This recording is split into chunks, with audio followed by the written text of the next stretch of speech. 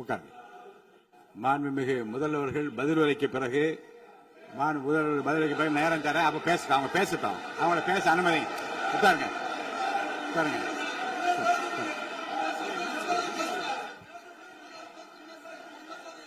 மாண்புமிகு அலோவ் பண்றேன் உட்காருங்க. மாண்பு உறுப்பினர்கள் நீங்க இங்க உட்காருங்க, அமைதியா உட்காரு. நீங்க எல்லாம் உட்காருங்க. உட்காருங்க உட்காருங்க. மாண்புமிகு நீங்க எல்லாரும் உட்காருங்க உட்காருங்க உட்காருங்க உட்காருங்க. அமைதியா உட்காருங்க. இருங்க உட்காருங்க. அப்புறம் நீங்க என்ன உட்காருங்க. நான் கொடுப்பேன். உட்காருங்க. நான் பாயிண்ட் ஆஃப் ஆர்டர் கொடுங்க. நான் கொடுக்குறேன். உட்காருங்க உட்காருங்க உட்காருங்க உட்காருங்க உட்காருங்க உட்காருங்க உட்காருங்க உட்காருங்க உட்காருங்க உட்காருங்க உட்காருங்க. மாண்புமிகு முதல்வர் அவர்கள் கோர்வையாக நிதானமாக சொல்லிக்கொண்டே இருக்கிறார். நீங்க குறிப்பெடுத்து வைத்துக் கொள்ளுங்கள். பேசி முடித்தவுடன் நான் உங்களுக்கு அவகாசம் தருகிறேன். நீங்க ஒண்ணு சொல்லுங்க, என்ன என்று நீங்க சொல்லுங்க. உங்க சொல்லுகிற வாய்ப்பை நான் உங்களுக்கு தருகிறேன். இப்போது மாண்புமிகு முதலமைச்சர் உங்கள் உரையை தொடரலாம்.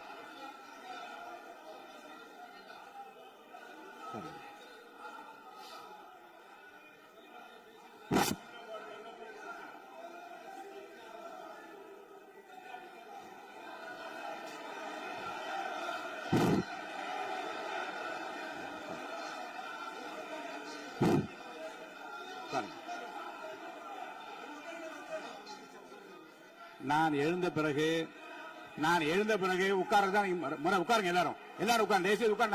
நான் அலோவ் பண்றேன். உட்காருங்க. அமைதியா உட்காருங்க. நான் அலோவ் பண்றேன். அமைதியா உட்காருங்க. அங்க இருந்து குரல் கொடுக்காதீங்க. உட்காருங்க.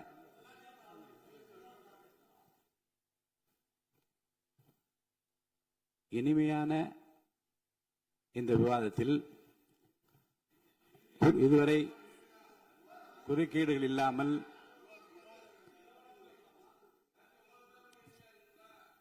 கொஞ்சம் அமைதியா இருங்க. மாண்புமிகு முதல்வர் அவர்கள் பேசி முடித்தவுடன் பாயிண்ட் ஆஃப் ஆர்டர் கேட்டிருக்கீங்க. நான் அனுமதிக்கிறேன். எதிர்க்கட்சி தலைவருக்கு மட்டும் நான் அனுமதி தருகிறேன். அவர் எழுந்து பேசலாம். மாண்பு முதலமைச்சர் நீங்க கண்டினியூ பண்ணி முடிக்கலாம். நீங்க எல்லாரும் எழுந்துச்சீங்கன்னா சரி வராது. உட்காருங்க. நான் சொல்லியிருக்கேன். உட்காருங்க உட்காருங்க உட்காருங்க.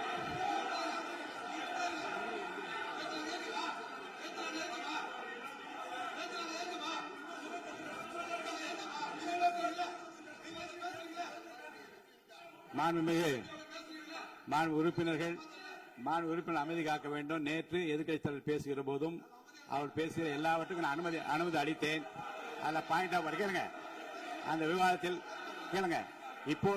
இப்போதும் மாண்புமிகு முதலமைச்சர் அவர் பேசி முடித்த பிறகு நான் உங்களுக்கு அதுக்குரிய அவகாசத்தை தருகிறேன். நீங்க கேள்வி கேளுங்க. கேட்கிற உரிமையும் விளக்கத்தை பெற்றுக்கொள்ள உரிமை உங்களுக்கு இருக்கிறது. அதற்கு அவகாசத்தை நான் தருகிறேன்.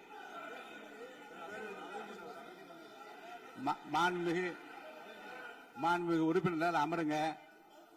நான் என் தீர்ப்பை சொல்லுகிறேன். மாண்புமிகு முதலமைச்சர் அவர்கள் பேசி முடித்தவுடன் எதிர்க்கட்சி தலைவருக்கு அந்த வாய்ப்பை நான் தருகிறேன். நிச்சயமா அந்த கேள்வி கேட்கலாம். உட்காருங்க எல்லாரும். முன்னவர் பேசுங்க. மாண்பு பேரவைத் தலைவர் அவர்களே, இன்று இவர்கள் முயற்சி செய்வது அவர் ஆளுங்கட்சியாக இருக்கின்ற போது இருங்க, நான் சொல்லிடுறேன் பிளீஸ். ஒரே நிமிஷம் நான் சொல்லிடுறேன் பிளீஸ். ஆளும் கட்சியாக இருக்கின்ற போது நீங்கள் சொன்ன ஒரே வார்த்தை, நாங்கள் பேசி முடித்ததற்கு பிறகு குறிப்பிடுத்துவிட்டு நீங்கள் எந்த கேள்வி வேண்டுமானாலும் கேட்கலாம் என்று ஒரு முறையை நீங்கள் பின்பற்றினீர்கள். அதே முறையை இப்போது பின்பற்ற வேண்டும் என்று கேட்டுக்கொள்கிறேன். பள்ளிக்கல்வித்துறை அமைச்சர். மாண்புமிகு பேரவைத் தலைவர் அவர்களே, நேற்றைய தினம் கூட எதிர்க்கட்சி தலைவர் சொன்னதை முழுமையாக கேட்டு இறுதியில் ஒரு வாய்ப்பு தந்தீங்க. அதுவும் இல்லாம இந்த நேரத்தில் நேரலையில் நீங்களும் பாக்குறீங்க. அங்கிருந்து ஒருமையில் விழித்து இந்த பக்கம் இருக்க உறுப்பினர்களை பார்த்து அப்படின்னு ஒருமையில் விழிப்பதை உங்கள் மூலமாக கண்டிக்கிறேன். அந்த வார்த்தையை அவை குறிப்பிலிருந்து நீக்கணும். கண்ணியம் காத்து முதல்வர் முழுமையாக பேசுவதை காத்து கண்ணியம் காத்து இந்த சபைக்கு ஒரு மரபு இருக்கிறது. அதை மூத்த உறுப்பினர்கள் பின்பற்றும்படி உங்கள் மூலமாக கேட்டுக்கொள்கிறேன். மாண்புமிகு முதலமைச்சர் அவர்கள் உரையை தொடரலாம். நான் தரேன். நான் உறுதியாக மாண்புமிகு முதலமைச்சர் அவர்கள் பேசி முடித்தவுடன் எதிர்க்கட்சி தலைவருக்கு அந்த வாய்ப்பு தரப்படும் என்பதை உறுதியாக சொல்லிவிட்டேன். இடையில குறுக்கீடு செய்யாமல் அந்த பேச்சு முழுமையாக பேசி முடிக்க நீங்கள் அனுமதி வழங்க வேண்டும் என்று கேட்டுக்கொள்கிறேன். அமைதியா உட்காருங்க. அவங்க பேசி முடிக்கட்டும், நீங்க கேளுங்க. நான் என்ன சொல்றேன், கேட்கிற உரிமையும் விளக்கத்தை கேட்டு பெற உரிமையும் உங்களுக்கு இருக்கிறது. ஆனா இடையில குறுக்கீடு செய்யாமல் அதை முடிக்கும்படி நான் கேட்டுக்கொள்கிறேன். மாண்புமிகு முதலமைச்சர் அவர்கள் தொடர்ந்து நீங்க பேசலாம்.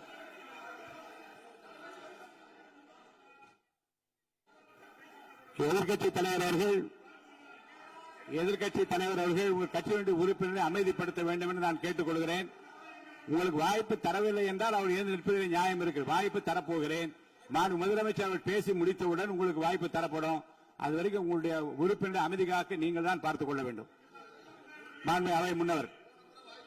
மாண்புமிகு பேரவைத் தலைவர் அவர்களே, அவர் அப்போது சொன்னது வேறு, இப்போது நடந்து கொள்கிற முறைகள் வேறாக இருக்கிறது. அன்றைக்கு அவர் சொல்லுகிற போது அமைச்சர் அத்தனை பேரும் பேசி முடித்ததற்கு பிறகு உங்களுடைய கருத்துக்கள் ஏதாவது தெரிவிக்கலாம். இப்போது பின்பற்றினால் நன்றாக இருக்கும். நீங்கள் அதற்காகத்தான் சொன்னீர்கள். முதலமைச்சர் பேசியதற்கு பிறகு எதிர்க்கட்சி தலைவர் அவர்கள் பேசுவதற்கு வாய்ப்பளிக்கிறோம் என்று சொல்லியிருக்கிறார்கள். ஆகவேதான் அந்த வாய்ப்பை நீங்கள் இல்ல அது பதில் சொல்லணும்னு கேட்டிருக்காங்க. பதில் சொல்லணும் சொல்லியிருக்காங்க. பதில் சொல்லினா தங்க பிரச்சனை இல்ல. அப்படி இல்ல.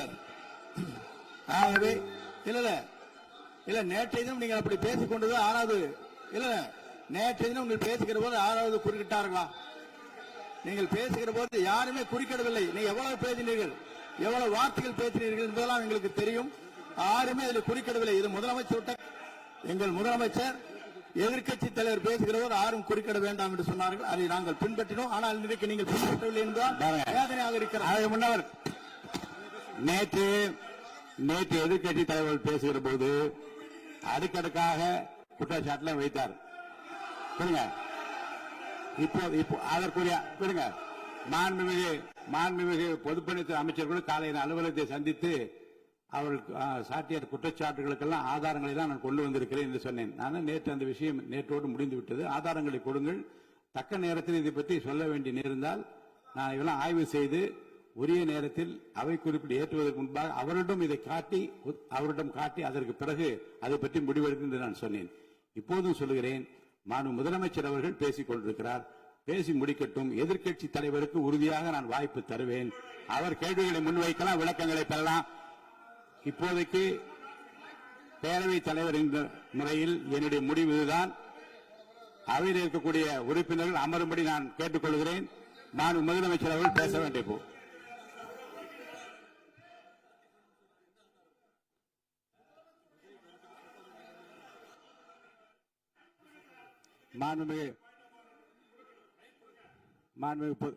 இருங்க. அதை முன்னவர் பேரவைத் தலைவர் அவர்களே, நேற்றைய தினம் நீங்கள் முழுமையாக பேசினீர்கள். உங்கள் பேச்சுக்கள் எப்படி இருந்தது என்பதும் நாடறியும். இருந்தாலும் கூட நாங்கள் அமைதியாக இருந்தோம். இல்ல நீங்க இருங்க. ஒவ்வொரு வார்த்தைக்கு இருங்க. நீங்க மின்வெட்டையில நீங்க சொன்னீங்க. உங்களுடைய முன்னாள் அமைச்சர் ஆற்காடு வீராசாமி இருக்கிற போது மின்வெட்டால் தான் நாங்கள் ஆட்சியே மாறியது என்றெல்லாம் சொன்ன கதையெல்லாம் இருக்கு. அதெல்லாம் சொன்னோம். நாங்களே அமைதியா இருந்தோம். அதுக்கு அங்கே தயவு செய்து எதிர்க்கட்சி தலைவருக்கு வாய்ப்பளிக்கிறார்கள். அந்த வாய்ப்பை நீங்கள் அவர் முதலமைச்சர் பேசுவதற்கு பிறகு பேசினால் அழகாக இருக்கும். அதை முன்ன பள்ளிக்கல்வித்துறை அமைச்சர். மாண்புமிகு பேரவைத் தலைவர் அவர்களே, அவர் ஒரே ஒரு வார்த்தையை தான் சொன்னார். பார்ட்டி ஃபண்ட் என்ற வார்த்தையை கேட்டு எதிர்க்கட்சி நண்பர்கள் கோபப்படுகிறார்கள். ஆனால் அதன் மீது உங்களுக்கு பாயிண்ட் ஆஃப் ஆர்டர் தருவதாகவும் நீங்கள் சட்டப்பேரவைத் தலைவர் சொல்கிறீர்கள். நேற்றைய தினம் இதே போல வெற்றி தலைவர் அவர்களினுடைய வழிகாட்டில் வளர்ந்த நாங்கள் சகிப்புத்தன்மையோடு அவர்கள் பல வார்த்தைகள் சொன்னார்கள். புதிதாக சோஃபா மாடல் என்றார்கள், குதிரை பேரம் என்றார்கள், எத்தனையோ வார்த்தைகள் சொன்ன போது சகிப்புத்தன்மையோடு அதை கேட்டு பொறுமையாக இருந்தோம். குதிரை பேரம் எல்லாம் அவைக்குள் நீக்கப்பட்டு விட்டது. சரி, சோஃபா மாடல் என்று ஒன்று சொன்னார்கள். ஆதாரம் கேட்டு இப்படி எழுந்து நாங்கள் கொந்தளிக்காமல் ஒரு சட்டமன்றத்தில் ஒரு உறுப்பினர் எப்படி நடந்து கொள்ள வேண்டும் என்பதற்கு எடுத்துக்காட்டாக தமிழக வெற்றி கழகத்தின் உறுப்பினர்கள் நடந்து கொண்டார்கள்.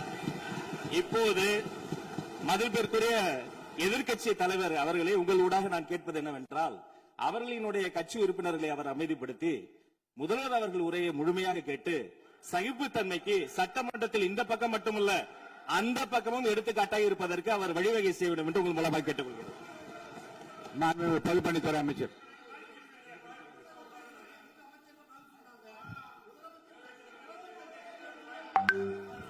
மாண்புமிகு பேரவைத் தலைவர் அவர்களே,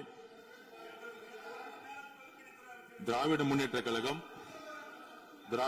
கழகம் முதல் நாளில் இந்த சபையுடைய மரபையும் பாரம்பரியத்தை பற்றியும் நமக்கு வகுப்படுத்தார்கள். அந்த மரபுப்படி எங்களுடைய தலைவருடைய வழியில் இந்த சட்டசபையுடைய நிகழ்வுகளில் நாங்கள் கலந்து கொண்டிருக்கிறோம். நேற்று எதிர்க்கட்சி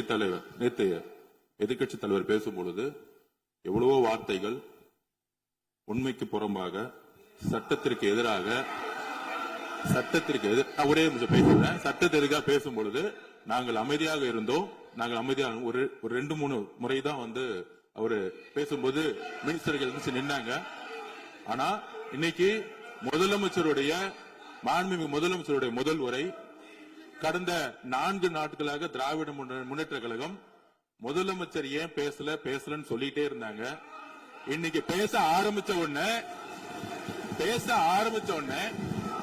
அவர் சொன்ன வார்த்தை பார்ட்டி ஃபண்ட் சொன்னார். எந்த பார்ட்டின்னு சொல்ல. ஆனா அந்த வார்த்தைகள் சொல்லி முடிஞ்ச உடனே எதற்காக முதலமைச்சருடைய பேச்ச இவங்க குறுக்கிறாங்கன்னு தெரியல. நீங்கள் சொன்னதுபடி முதலமைச்சர் பேச வேண்டும். பேசிய பின்பு கருத்துகளுக்கு பதிலளிக்க அவர்கள் பதிலளிக்க நாங்களும் பதிலளிக்க தயாரிக்கிறோம் பதிவு பண்றோம். மாண்புமிகு முதலமைச்சர் அவர்கள்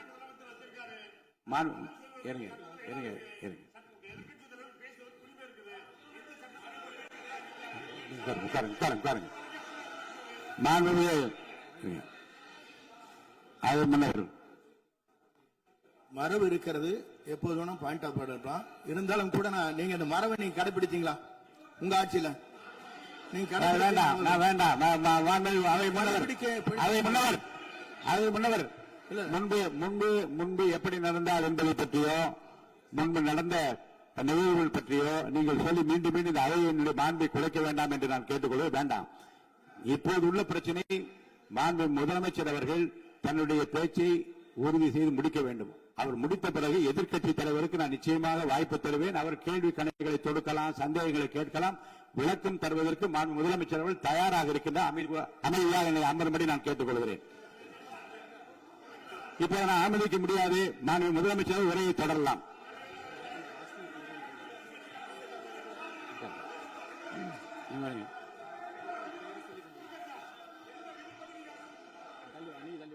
மாண்பு உறுப்பினர் ஆசிரியர் உங்க இடத்துல போய் உட்காருங்க. மாண்பு உறுப்பினர் ஆசிரியர், நீங்க ஒரு மூத்த உறுப்பினர், சபை விதிகளை நன்கு தெரிந்த ஒரு உறுப்பினர், நீங்க போய் இடத்துல உட்காருங்க. முதல்ல மாண்பு முதலமைச்சர் அவர்கள் உரையை தொடரலாம். இப்போது எந்த விதமான பாயிண்ட் ஆஃப் ஆர்டர்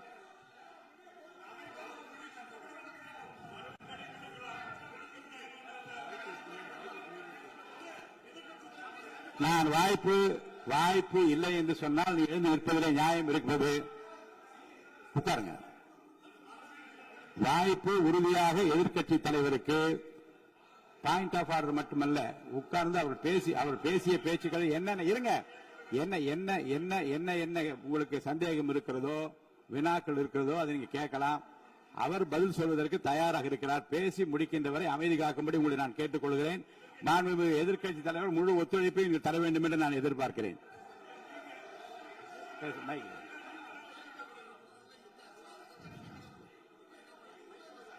மைக் கொடுங்க. மாண்புமிகு எதிர்க்கட்சி தலைவர், பேரவைத் தலைவர், நீங்க உட்காருங்க. நேற்று நான் பேசும்போது சில அமைச்சர்கள் குறுக்கிட்டு பேசினாங்க. அதற்கு நீங்க அனுமதி கொடுத்தீங்க. அதே மாதிரி இன்னைக்கு முதலமைச்சர் பேசும்போது சில வார்த்தைகள், தவறான வார்த்தைகள் பேசுறாரு.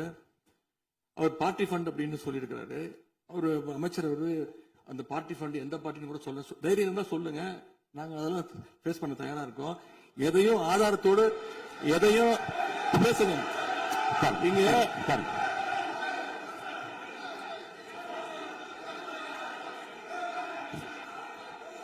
அது மாதிரி பேரவைத் தலைவர் அவர்களே, நேற்று நான் பேசி முடிஞ்சோடனே நீங்க அவை முடிஞ்சிருச்சுன்னு சொல்லிட்டீங்க. நாங்கெல்லாம் வீட்டுக்கு போயிட்டோம். வீட்டுக்கு போய் டிவி போட்டு பார்த்தா அங்க இன்னொரு அமைச்சர் இன்னும் பதில் சொல்லிட்டே இருந்திருக்கிறாரு. அதற்கெல்லாம் நாங்க இப்ப என்ன பதில் இது, என்ன மரபு இது? நீங்க இப்ப பேசிக்கிட்டே இருப்பீங்களா? நாங்க பாத்துக்கிட்டே இருக்கணுமா? அதே மாதிரி இன்னைக்கு முதலமைச்சர் அவர்கள் பேசும்போது நாங்களும் அமைதியா கேட்டுட்டு தான் இருந்தோம். ஆனா சில கருத்துக்கள் அவர் பேசும்போது அதை நாங்க அனுமதிக்க முடியாது. ஆதாரத்தோடு ஏதாவது பேசணும்னா, குற்றச்சாட்டுகள் சொல்லும் போது ஆதாரத்தோடு சொன்னீங்கன்னா அதை நாங்க ப்ரூவ் பண்றதுக்கு தயாராக இருக்கு. மாண்புமிகு உறுப்பினர் அவர்கள் இருங்க. நேற்று மாண்புமிகு எதிர்க்கட்சித் தலைவர்கள் பேசியதும் மாண்புமிகு பொதுப்பணித் தலைவர்கள் பேசியதும் ஆதாரம் இல்லாமல் பேசக்கூடாது என்று நான் சொன்னேன். ஆய்வு செய்து நீக்கப்பட வேண்டியது நீக்கும் என்று சொன்னேன். இப்போது மாண்புமிகு முதல்வர் அவர்கள் பேசி முடிக்கட்டும். நீங்கள் கூறிய கருத்துப்படி அதில் ஆதாரங்கள் இல்லாத குறிப்பாக இருந்தால் அதை நீக்குவதற்குரிய உரிமை எனக்கு இருக்கிறது. ஆய்வு செய்து நான் நடவடிக்கை எடுப்பேன். இப்போது மாண்புமிகு முதலமைச்சர் அவர்கள் பேசலாம். இந்த டாஸ்மாக் மாதிரியே பல டிபார்ட்மெண்ட்லயும் மறுபடியும் சொல்றேன், கட்சி நிதின்ற பேர்ல அடிச்ச கொள்ளைய ஒன்னா கவர்மெண்டோட கஜானாக்குள்ளேயே கொண்டு சேர்த்துக்கிட்டே இருக்கிறாங்க. இப்பவும் சொல்றேன், மக்கள் பணத்துல இருந்து ஒரு பைசா கூட தொடமாட்டோம், தொடவும் விடமாட்டோம், தொட்டா விடமாட்டோம். இதுக்கு முன்னாடி தொட்டவங்களையும் விடமாட்டோம்.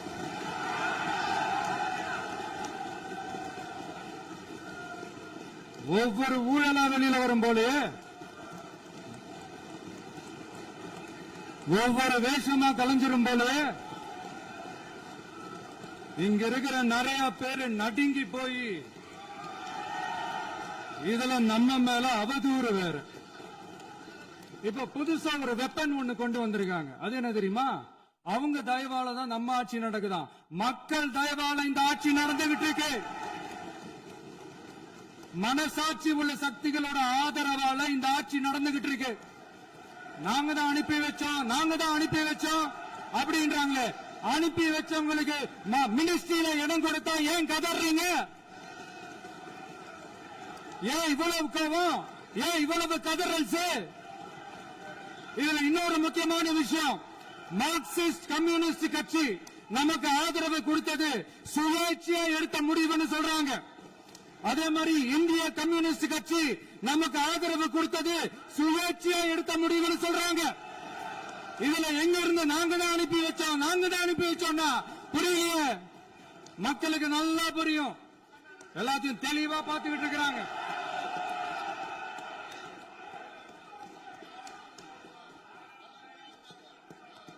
முதலமைச்சர் கண்டினியூ பண்ணலாம். முதலமைச்சர்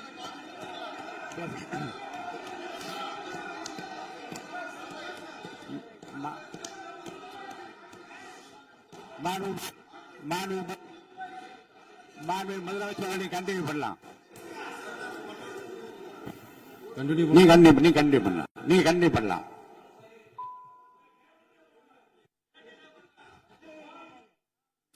இந்த சமூக நீதி அரசுன்னு சொல்றவங்களை பார்த்து கேட்கிறேன், நம்ம பட்டியலின சகோதரர்களுக்கு எத்தனை அமைச்சர் பதவி கொடுத்தீங்கன்னு கொஞ்சம் சொல்ல முடியுமா?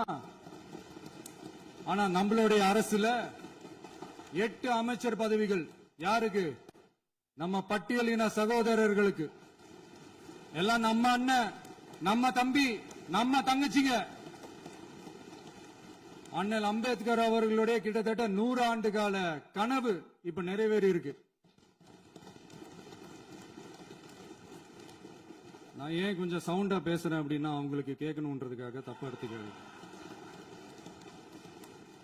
அதே மாதிரி பெண்களோட பாதுகாவலர் நாங்க தான் அப்படின்னு சொல்லிக்கிறவங்களை கேட்கிறேன், எத்தனை பெண்களுக்கு அமைச்சர் பதவியில இடம் கொடுத்தீங்க கொஞ்சம் சொல்ல முடியுமா? எங்க அரசுல 4 சகோதரிகளுக்கு அமைச்சர் பதவி கொடுத்திருக்கிறோம்.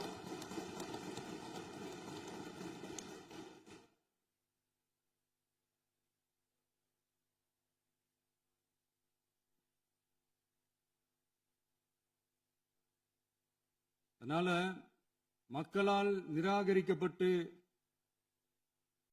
மக்களால் அகற்றப்பட்டவங்களுக்கு ஒன்னே ஒன்னு சொல்லிக்கிறோம், தப்பே செய்ய மாட்டோம், ஊழலே செய்ய மாட்டோம், நேர்மையா தான் இருப்போம், நியாயமா தான் இருப்போம் அப்படின்னு சொல்றவங்களால மட்டும்தான் கூட்டணி ஆட்சி அமைக்க முன்வரும். ஆட்சியிலையும் பங்கு, அதிகாரத்திலையும் பங்கு கொடுக்க முன்வரும். ஊழல்லையே ஊறி போனவங்களால இந்த கூட்டணி ஆட்சியோ ஆட்சியிலையும் பங்கோ அதிகாரத்திலையும் பங்கு கொடுக்க முன்வராது.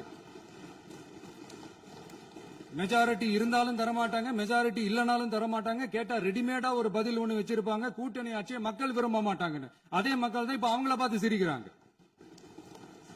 நான்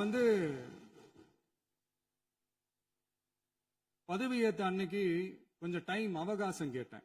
எதுக்கு கேட்டேன்? நிதி நிலைமைலாம் கொஞ்சம் மோசமா இருக்குது, அதெல்லாம் கொஞ்சம் சரி செஞ்சுக்கிட்டு படிப்படியா கொஞ்சம் கொஞ்சமா நான் கொடுத்த வாக்குறுதிகள்லாம் செயல்படுத்துவேன், அதுக்காக கொஞ்சம் டைம் அவகாசம் கேட்டேன்.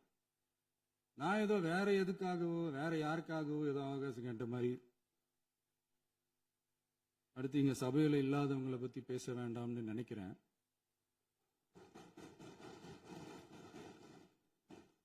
இங்க நம்மளை பத்தி அவதூறு பரப்புறதோட மட்டும் இல்லாம இப்ப நம்ம மக்கள் மேலயும் அவதூறு பரப்ப ஆரம்பிச்சிட்டாங்க. மக்கள் நமக்கு ஓட்டு போட்டது தப்பான், குடும்பம் குடும்பமா நமக்கு ஆதரிச்சது தப்பான். இது இப்ப இல்ல, நான் சொல்றது எம்ஜிஆர் அவர்கள் காலத்திலிருந்தே. அப்பவே அவர் ஜெயிச்சப்போ அதே மக்களை தப்பு தப்பா பேசுறது. மக்கள் என்ன பண்ணிட்டாங்க, எம்ஜிஆர் என்ன பண்ணிட்டாரு, எம்ஜிஆர் என்ன இது பண்ணிட்டாரு. 50 வருஷமா ஒரே டெக்னிக்கா.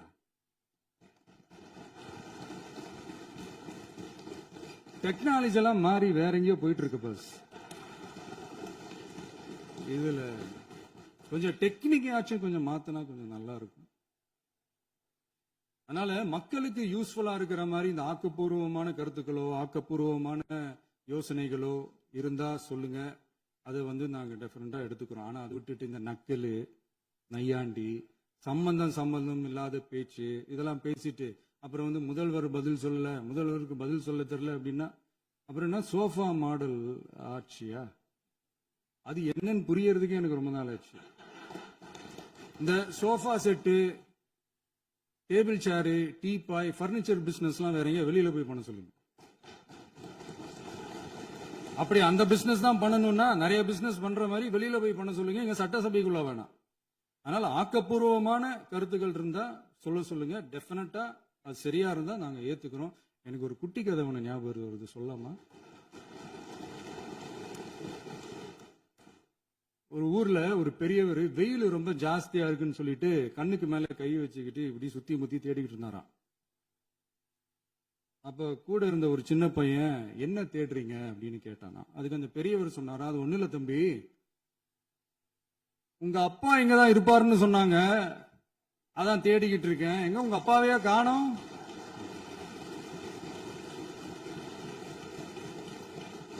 இல்ல அந்த எங்களுக்கும் நக்கலா நையாண்டியா சம்பந்தம் இல்லாத குட்டி கதை இதெல்லாம் எங்களுக்கும் பேச தெரியும்.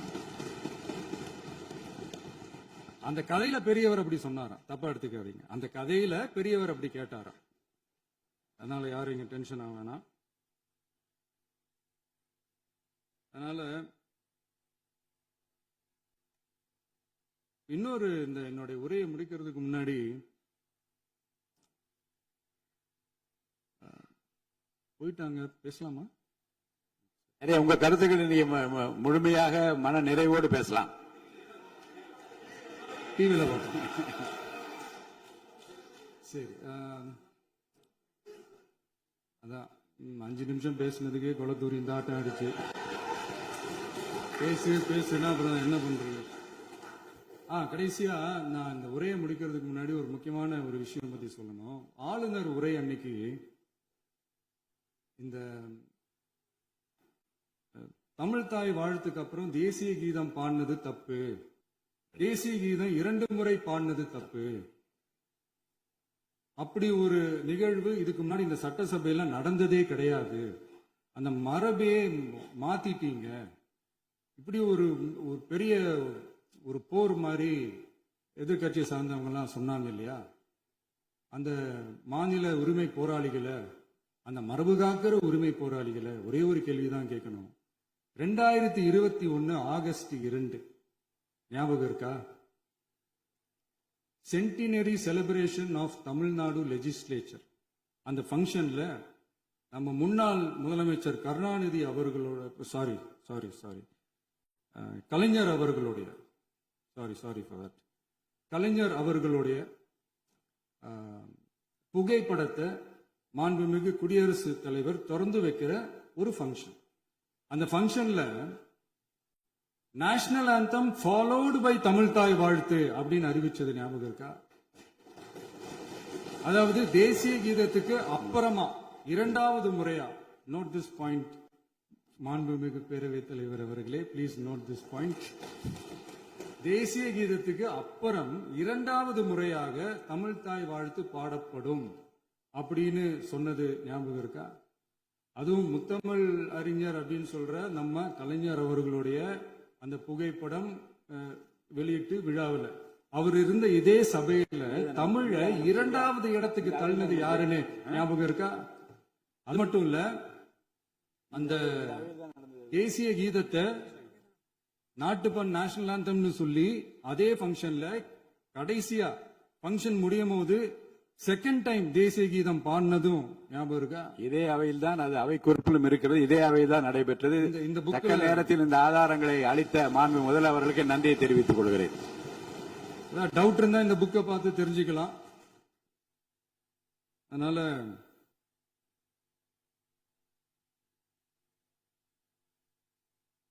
இதெல்லாம் கேட்டா என்ன சொல்லுவாங்கன்னா, அது ஜனாதிபதி கலந்துகிட்ட ஃபங்க்ஷன், அதெல்லாம் அப்படிதான், அதெல்லாம் கண்டுக்க கூடாது அப்படின்னு சொல்லுவாங்க.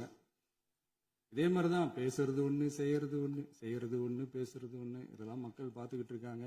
எலெக்ஷனுக்கு முன்னாடி தான் அப்படி செஞ்சுக்கிட்டு இருந்தாங்க. இப்ப எலெக்ஷனுக்கு அப்புறம் அதே தான் செய்யறாங்க. இந்த விஜயையும் சாமானியர்களின் உண்மையான சமூக நீதி அரசையும் அவமானப்படுத்துறதுக்கு தான் அவங்களோட அந்த பொலிட்டிக்கல் சீனியாரிட்டி அது பயன்படுத்துது போல. சரி, செய்யட்டும், நல்லா செய்யட்டும். இப்போ ஆனாலும் நம்மளுடைய மாநில உரிமை, மொழி உரிமை, உத்தம உத்தரர் போல வேஷம் போடுற எதிர்கட்சிக்கு ஒன்றை மட்டும் ஆணித்தரமாக சொல்றோம். உங்களை மாதிரி தமிழ்னு சொல்லிக்கிட்டு, மொழி, பண்பாடு, கலாச்சாரம்னு சொல்லிக்கிட்டு ரெட்டை வேஷம் போடுறவங்க நாங்க கிடையாது.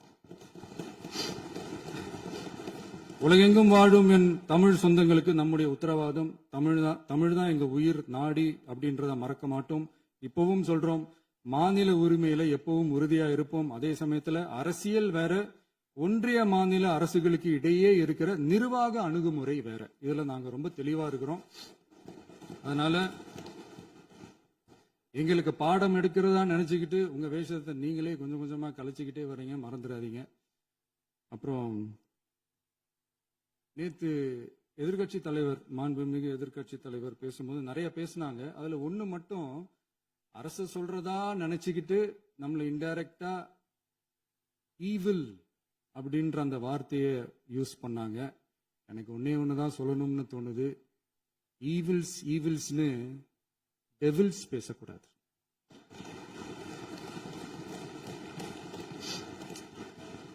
அவங்க இருந்திருந்தா ஒரு ஆக்ஷன் பண்ணணும்னு எனக்கு தோணுச்சு. எல்லாரும் போயிட்டாங்க. பர்மிஷன் பண்ணலாமா? இப்பவும் பண்ணலாம், ஒன்றும் தப்பு இல்லை.